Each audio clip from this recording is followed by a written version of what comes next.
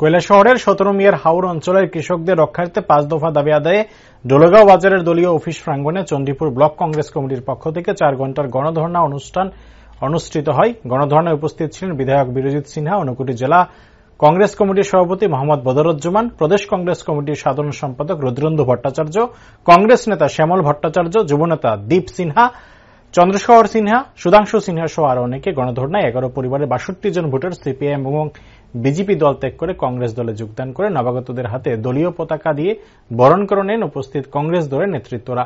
গণধর্ণায় বক্তব্য রাখতে গিয়ে বিধায়ক বীরজিৎ সিনহা জানান যে 17 মিয়া হাওর অঞ্চলের কৃষি জমি জোর করে অধিগ্রহণ করে কৃষকদের ন্যায্য পাওনা না দিয়ে বড় জলাশয় তৈরি করতে চাইছে রাজ্য সরকার। এটা কোনো অবস্থাতেই করতে দেওয়া হবে না। প্রয়োজনে কংগ্রেস আন্দোলনে নামবে।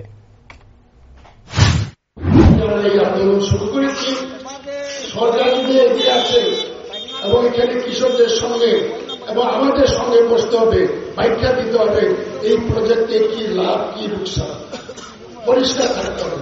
যতক্ষণ পর্যন্ত পরিষ্কার থাকবে না, ধামা চাপা দেবে কংগ্রেস পার্টি, কিন্তু আমরা বসে থাকবো।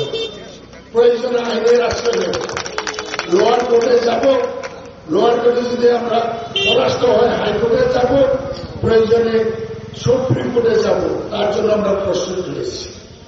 আমরা একটু আগে মধুজমানো বলেছেন ডেভেলপমেন্ট জন্য আমরা সহযোগিতা করতে রাজি আছি, আমরা রাজি আছি, কিন্তু সেটা পরিষ্কার হতে হবে, সেটা পরিষ্কার হতে হবে মানুষের সামনে। কারণ এত জমি নিয়ে যাবেন বেআইনি ভাবে, এটা তো বেআইনি ভাবে।